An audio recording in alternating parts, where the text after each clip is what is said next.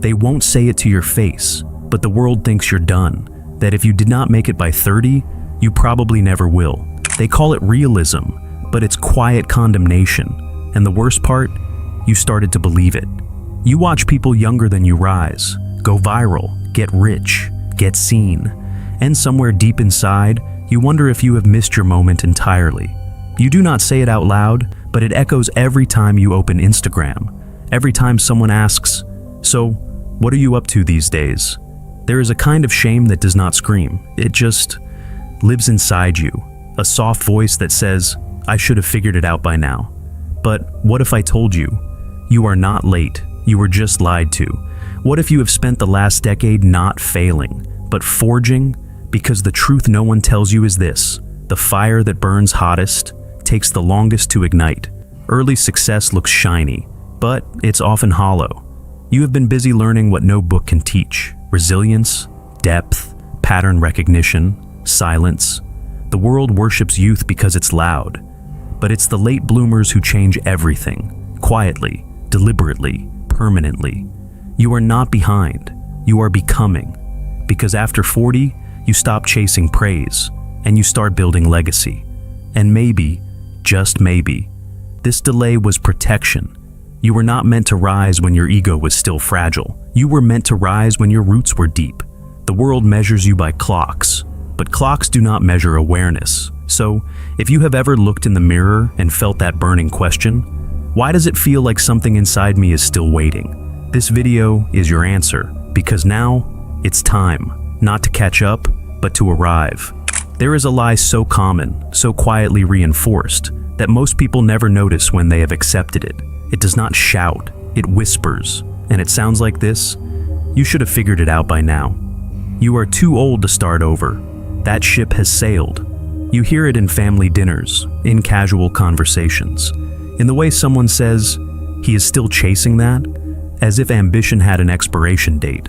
No one ever says it directly, but it is written everywhere, in Hollywood, in job applications, in the tech industry's obsession with 20-year-old billionaires. The message is simple: if you have not succeeded by 30, you are already late. And if you are over 40 and still evolving, still dreaming, still trying, the world does not see that as strength. It sees it as failure dressed in delusion. But let's pause. Who taught us that life peaks in our youth? Who decided that your best ideas, your sharpest insights, and your most impactful years had to happen before the age when your brain even fully matures? It's fiction, sold as fact, and we bought it because we were young. And when you are young, you believe speed equals success. You believe hype means greatness. You believe the spotlight must be earned fast, or it won't be earned at all. And so, we sprinted, not to build something real, but to catch up with everyone else's timeline. That sprint was not success. It was fear. Fear of being left behind. Fear of being the only one still unsure, still invisible, still building. But here's the truth that burns through the lie. You did not fail. You were misled. The real danger was not in moving slowly. It was in thinking that speed was the measure of worth.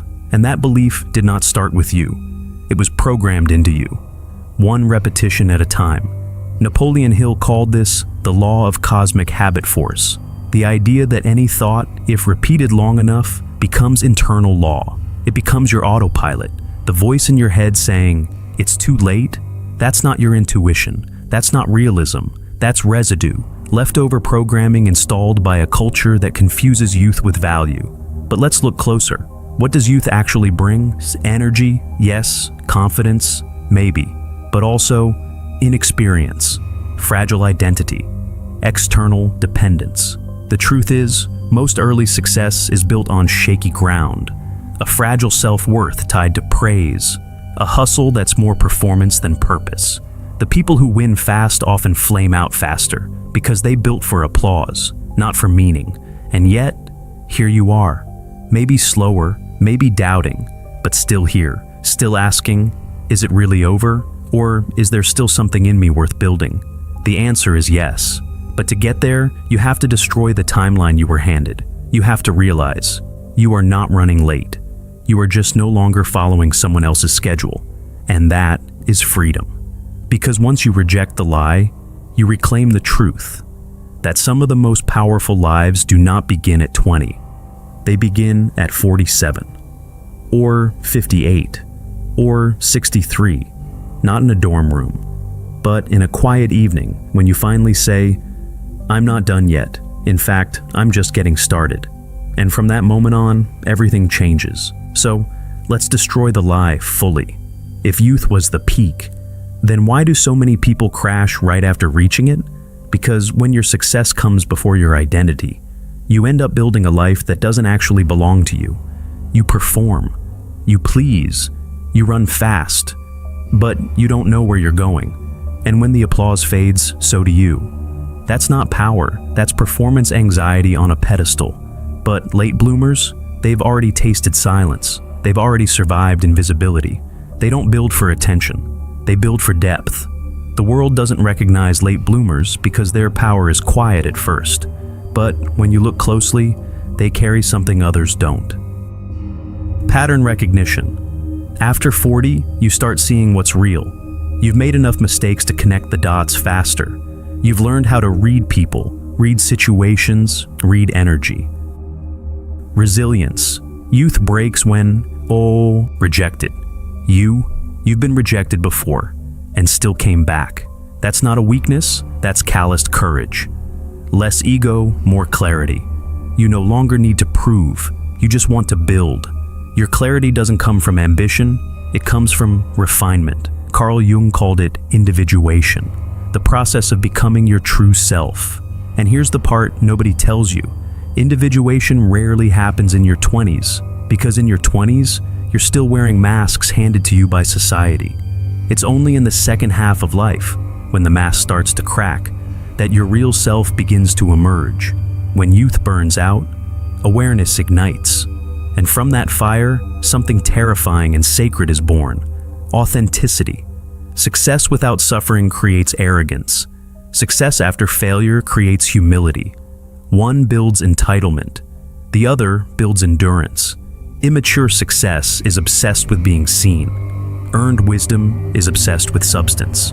And in a world drowning in surface-level success, the person who moves in silence, but builds something real, that person becomes unshakable. Colonel Sanders was 65 when he founded KFC. He had failed in business, law, sales, even as a gas station operator. But when most would have resigned, he started over. Not with energy, but with vision. Vera Wang didn't design her first dress until she was 40. She had been a skater, a journalist, an editor. Only after exploring multiple lives did she find her real one. Today, she's a global icon. Lesson. They didn't bloom late, they bloomed after they were ready. You remember Antonio, the plumber who was fired at 48. In the competitor's version, he just reprograms his mind and becomes successful. But in reality, here's what really happened. Antonio had been everyone's backup plan for years. Always available, always polite, always overlooked. He wasn't fired because he was old. He was fired because he was forgettable. Until one morning, after weeks of depression, he looked in the mirror and whispered a new question. If I wasn't scared, how would I present myself today? That day, he stopped calling himself a plumber. He rebranded as a leak prevention strategist, not fixing problems, but preventing them. He raised his prices, changed his appearance, started publishing short tips on water damage online. At first, no one noticed, but 6 months later, his inbox was full. Today, Antonio runs a team, but more importantly, he runs his story. He's not who he was before. He's not bitter, not loud, not flashy. He's calm, sharp, unapologetically late. And that's what makes him dangerous. Because the world expects the loud ones, the young ones, the fast ones. They never expect the man who was silent, and then decided to rise. So here's what you must remember. The late bloomer is not behind. He's forging depth the world doesn't see, until it's too powerful to ignore. And when he finally moves, he doesn't sprint, he walks. And every step he takes shakes the ground beneath him. Real transformation doesn't happen when the world is watching. It happens in silence. When there's no applause, no recognition, no feedback loop, it's invisible. But it's the most powerful shift you'll ever make. Because the war you're fighting now isn't out there. It's in here. Your mind isn't your enemy, but it obeys your worst voice unless you train it otherwise. Most people think the struggle is external: money, time, opportunity. But the real enemy? The daily script you repeat without noticing. I'm too old for that. That's not realistic anymore. Maybe if I'd started sooner. They sound harmless, they sound mature, but they're weapons. And they're aimed at your own potential. Every word you say to yourself becomes a command. And your subconscious doesn't question commands. It doesn't care about age. It doesn't evaluate the truth. It just listens and obeys. That's why so many people live the same year 40 times and call it a life. Because the programming hasn't changed. Napoleon Hill, in Think and Grow Rich, introduced one of the most powerful and misunderstood ideas in personal growth: autosuggestion. He wrote, "Any idea, plan, or purpose may be placed in the mind through repetition of thought." Translation: if you feed your mind the same message enough times, it accepts it as law. Most people have been practicing autosuggestion their entire life, but not with affirmations, with self-sabotage. They've rehearsed their limitations so often that they've turned them into a personality. I'm just not good with money. I've always struggled with confidence. I'm not a risk taker. Number, you just practice that identity longer than you practice the one you actually want. At first, your new thoughts will feel fake. They're supposed to. You'll say, "I am ready, I am wise, I am capable." And a voice will respond, "Yeah, right." But here's the truth. Feeling fake is the first sign you're saying something new. It's not delusion, it's unfamiliarity. You're not lying, you're leading, you're not pretending, you're rehearsing. Every powerful identity begins with practice. Every powerful belief begins with resistance. Old script: I'm too late. No one will take me seriously. There's no time left. New script: I'm not late. I'm precisely on time. My scars are experience. My delays are depth. I'm not behind. I'm prepared. You don't need to believe it fully at first. You just need to say it daily, deliberately, even if your voice shakes, because eventually, the old self gets tired, it stops arguing, and that's when the new self starts to take over. The old you won't die dramatically. There won't be fireworks. No one will throw a party. It'll happen slowly, quietly, one decision at a time. One morning where you get up even though you feel defeated. One no to the old comfort. One yes to the unfamiliar discomfort that feels like growth. And then one day, without realizing it, you'll notice the silence inside you sounds different. It doesn't mock you anymore. It mirrors you. It doesn't pull you back. It prepares you forward. That's when you'll know the shift has begun. Not because the world changed, but because you stopped obeying the version of yourself that never believed in you. And from there, there's no going back. You can't evolve surrounded by decay. That's not a metaphor, it's a law. You can read all the books, reprogram your self-talk, visualize your rebirth every morning. But if you go back to a room full of voices that speak in limitation, fear, and resignation, you will sink. Not because you're weak, but because environment always wins over willpower. Toxic environments rarely look toxic. They look like comfort, like old friends, like familiar routines. You laugh together, but listen carefully to what's being said. At our age, you can't expect that anymore. It's too risky to start something now. Be realistic. These aren't opinions, they're viruses, spoken softly enough that you don't notice, until they've taken root in your identity. You don't become toxic overnight. You absorb it, one quiet phrase at a time. Now, let's be clear. You don't need to cut everyone off. You don't need to go live in the woods. But you do need to become a gatekeeper, not of your time, of your energy. Because the conversations you tolerate become the code your subconscious runs on. You think you're being polite by sitting through another rant about how life is over after 40. You're not being polite. You're being programmed. And there's a difference between setting emotional boundaries and suppressing your emotions. Boundaries say, I still care about you, but I can't afford your influence right now. Suppression says nothing. It just sits in silence, absorbing the poison with a smile. You're not meant to carry other people's decay, especially when you're finally beginning to clean your own. Napoleon Hill didn't sugarcoat it. You become the average of the 5 people you spend the most time with, not just financially, mentally, energetically, spiritually. If you surround yourself with people who speak limitation, you will think in limitation. If your closest relationships are built on regret and nostalgia, your mindset will be built on decay. Your subconscious is listening, not just to you, but to everyone around you. And every repetition you hear is a seed. If you're not careful, you'll wake up one day in a garden of beliefs you never chose, but inherited. Imagine a single drop of water, harmless, software, unthreatening. Now imagine that drop falling on the same spot of stone, every day, every hour, for years. What happens? It carves it, not with violence, but with repetition. That's what your environment is doing to you. Not all at once, not with drama, but slowly, drop by drop. It's shaping your identity. You think you're thinking for yourself, but really, you're echoing everything you've tolerated. If you want to change your life, you have to change what you allow.